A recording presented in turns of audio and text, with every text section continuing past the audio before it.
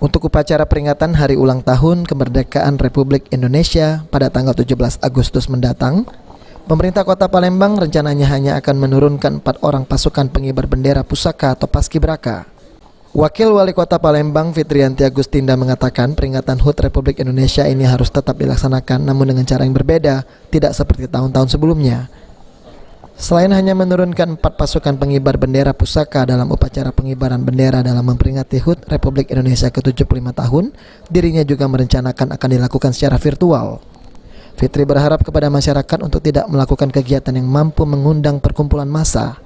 Hal tersebut dilakukan guna mencegah adanya penyebaran virus COVID-19 yang saat ini masih melanda khususnya di Kota Palembang. Pengibar bendera yang 4 orang saja. Upacaranya juga sepertinya tidak diadakan, jadi lebih banyak virtual.